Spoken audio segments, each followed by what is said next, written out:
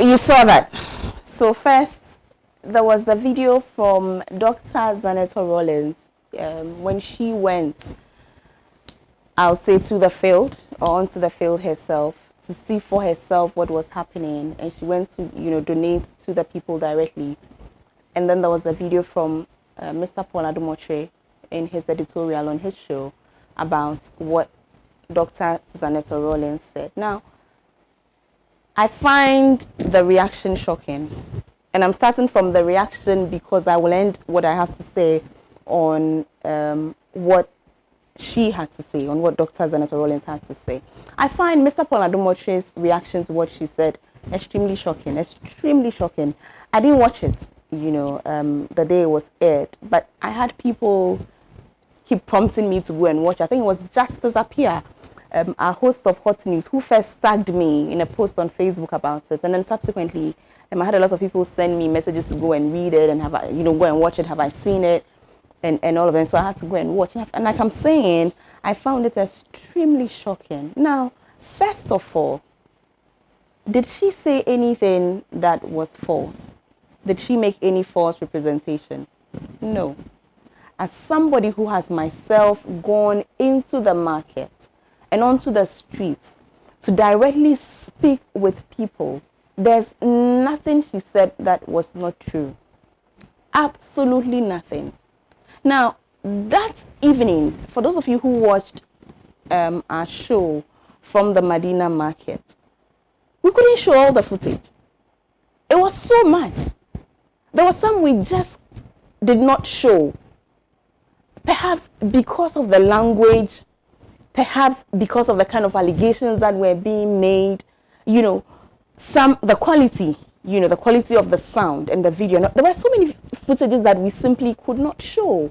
I have never gone out to do a field report and had people chase me to give me information like happened in the Medina instance. Listen, even when we got to our car, walking to our car, these market women were following us to our car. They wanted to talk.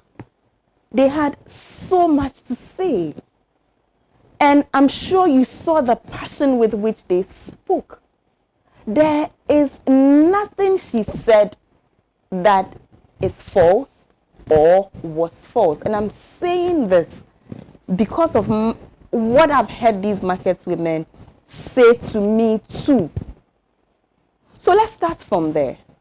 If she had made a false representation, then we can have a conversation about that. No, she did not.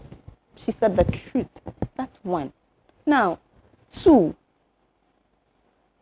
challenge her views. That's fine. Challenge her views. In fact, you being the journalist, why don't you pick a microphone and go to the market yourself and find out what the people have to say?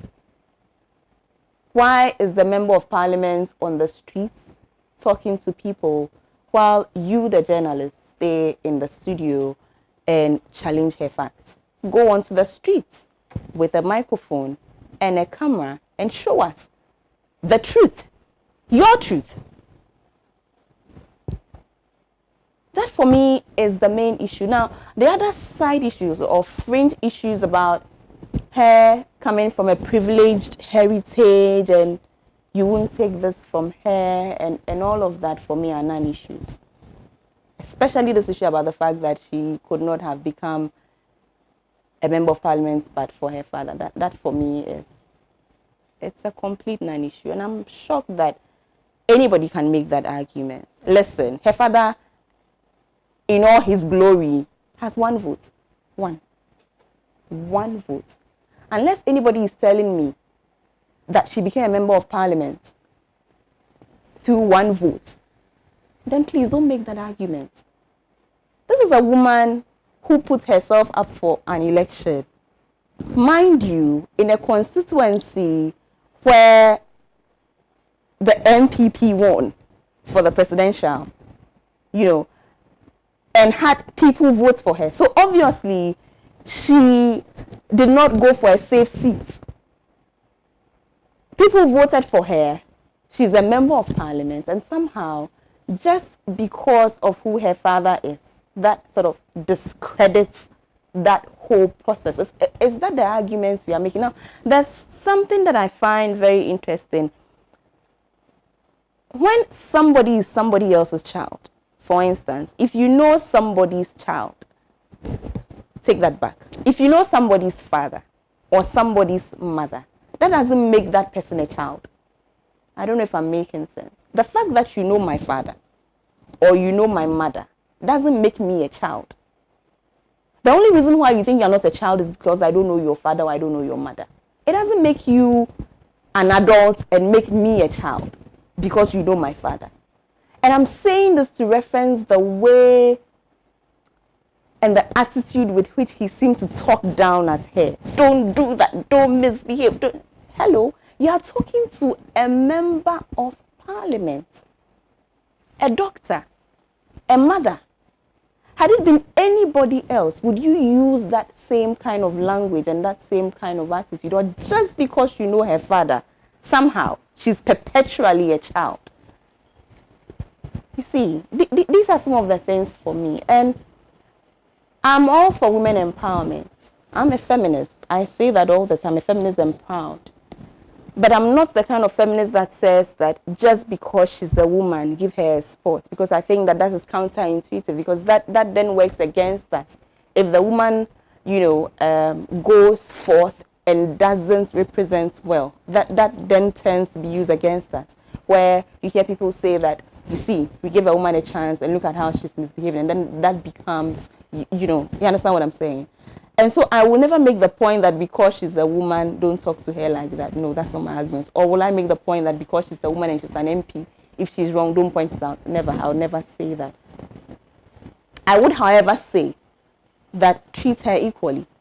If you will not talk down to male figures in that manner, then don't talk down to female figures in that manner.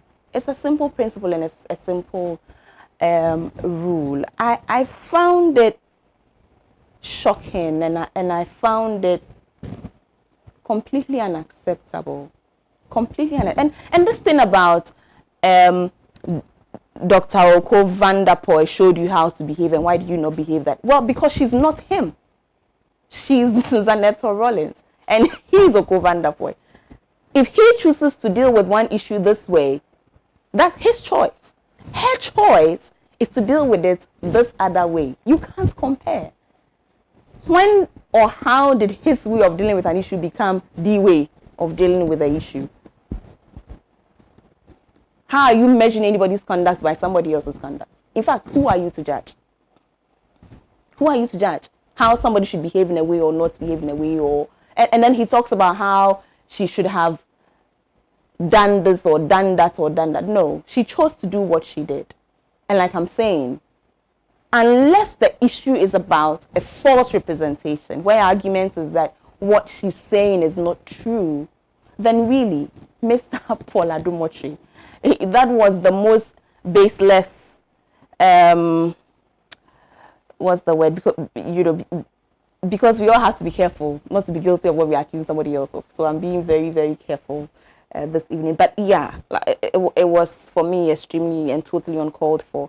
Totally uncalled for. And in the spirit of advising people not to misbehave, I would advise you too not to misbehave. Because really, you can't do that.